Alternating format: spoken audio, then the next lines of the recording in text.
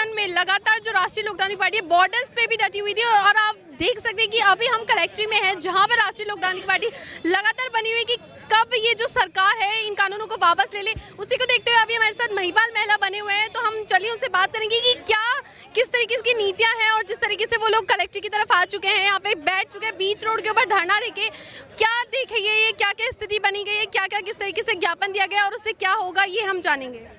ज्ञापन दिया नहीं गया है, जनता बैठी है सड़कों पे और जनता के नौकर ज्ञापन लेने के लिए आएंगे कलेक्टर साहब, और जब तक नहीं आएंगे तब तक हम लोग यहाँ बैठे हैं।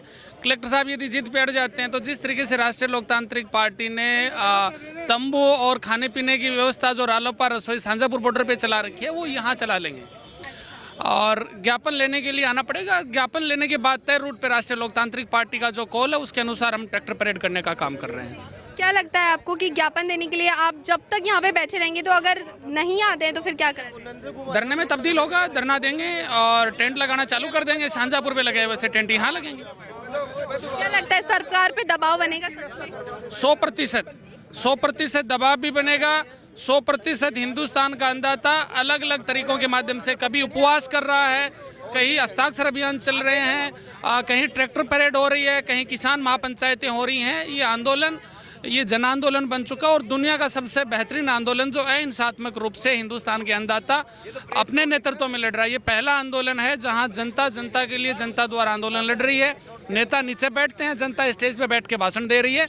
जब तक तीनों काले कानून वापस नहीं ली जाते तब तक मोदी और शाह साहब जो गहरी निंद्रा में सो चुके हैं उनको जगाने के लिए हिंदुस्तान का अन्नदाता अपने अलग अलग तरीकों के माध्यम से ऐसे ही प्रयास करता रहेगा। इस गूंगी और बहरी सरकार को और ऊंचे जो धमाके सुनने की आदत रखने वाली सरकार को हिंदुस्तान का अन्नदाता, चाहे जयपुर हो, चाहे राजस्थान के और तमाम ज़िले हों, चाहे हिंदुस्तान का कोई भी कोना हो, अलग अलग तरीके से हम लोग हिंदुस्तान के हुक्मरानों को जगाने का काम कर रहे हैं। लेकिन केंद्र सरकार कह रही है कि ये जो कानून है ये सच में किसानों के हित में ही है और जो पार्टियां हैं वो सिर्फ सियासी के लिए तो कहने वाले लोगों को आपके माध्यम से ये कहना चाहता हूँ कि हिंदुस्तान के अन्नदाता आज करोड़ों की तादाद में अलग अलग जगह बैठ रहे हैं।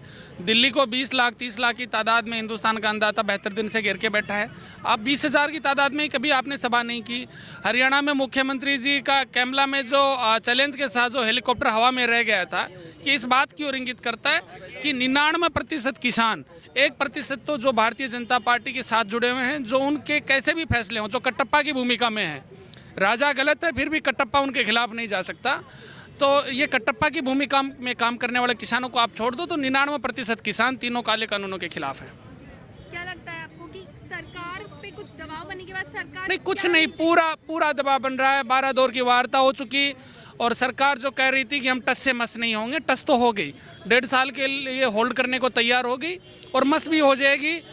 इसी तरीके से शांतिप्रिय आंदोलन चलता रहा तो वो दिन दूर नहीं कि सरकार तीनों काले कानून वापस लेगी और हिंदुस्तान का अन्नदाता हंसी खुशी और ढोल नगाड़ों के साथ अपने अपने घरों पे जाने का काम करेगा। टस हुई सरकार को मस कराने का काम हिंदुस्तान का अन्नदाता करने का काम कर रहा और राष्ट्रीय लोकतांत्रिक पार्टी इस आंदोलन में अपनी मजबूत आहुति देने का काम कर रही है आदरणीय हनुमान जी के नेतृत्व में। बॉर्डर्स पर जिस तरीके से जो पुलिस प्रशासन की, दिल्ली की पुलिस के द्वारा भी जिस तरीके से कीलें भी लगाई गई थी और इतनी सिक्योरिटी जिस तरीके से कोई दूसरे देश की तरफ जो बॉर्डर्स पे होती है, तो क्या लगता है इतनी सख्ताई क्यों दिखाई है? देखिए, जब से आंदोलन फर्स्ट से आंदोलन चल रहा है तब से लेकर के आज तक केंद्र सरकार ने बहुत से तरीकों से, गलत तरीकों से इस आंदोलन को तोड़ने का प्रयास किया है। सिर्फ दिखावे के लिए वो मीडिया के सामने आकर कहते हैं कि हम बातचीत कर रहे हैं। मीटिंग उन्होंने करी, 10 दौर की वार्ता करी, कोई मतलब नहीं है उन वार्ताओं का। उनके दिमाग में कहीं अभी तक तो ऐसा लगता नहीं है कि वो समाधान की तरफ बढ़ रहे हैं। देश का किसान, देश का अन्नदाता खड़ा हो गया है और इस केंद्र सरकार ने जो हठधर्मिता अपना रखी है, इसको तोड़ करके इन कानूनों को वापस लेने के लिए पूरा दबाव, पूरा हिंदुस्तान तैयार है। राजस्थान प्रदेश की बात है तो यहाँ कांग्रेस मर चुकी है, अन्य पार्टियाँ सारी मर चुकी हैं। किसान को जगाने का काम कर रही है राष्ट्रीय लोकतांत्रिक पार्टी। सड़क से लेकर के संसद तक लड़ाई लड़ रही है, आवाज़ उठा रही है और मोदी जी को किसानों की बात माननी चाहिए, क्योंकि मोदी जी को बहुत वोट दिए किसानों ने। 2014 की बात हो, 2019 की बात हो, किसानों ने सराह को बिठाया मोदी जी को। तो इस केंद्र सरकार को ये बातें सब माननी चाहिए और ये अनवरत चलने वाली प्रक्रिया है। सरकारें बदलेंगी, सत्ता बदलेंगे, नेता बदलेंगे। ये केंद्र सरकार इस आंदोलन के माध्यम से इस देश में अलग प्रकार की डिबेट खड़ी करना चाह रही है। बार बार इंटरनेशनल सेलिब्रिटीज ने ट्वीट कर दिया, क्या बुरा कर दिया?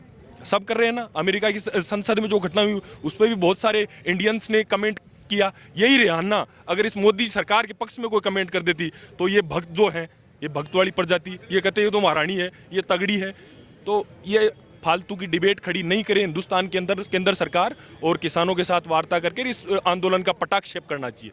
राष्ट्रीय लोकतांत्रिक पार्टी बॉर्डर्स पे भी लगातार डट के सड़कों पर बैठी हुई है और अभी आप लोगों ने यहाँ पे कलेक्ट्रेट सर्किट पे घेराव कर लिया है, यहाँ पे धरने पर बैठ के हैं, तो क्या लगता है किस तरीके की स्थितियाँ बनेंगी हमारी? 26 जनवरी को दिल्ली के अंदर ट्रैक्टर मार्च किया किसान मोर्चे ने।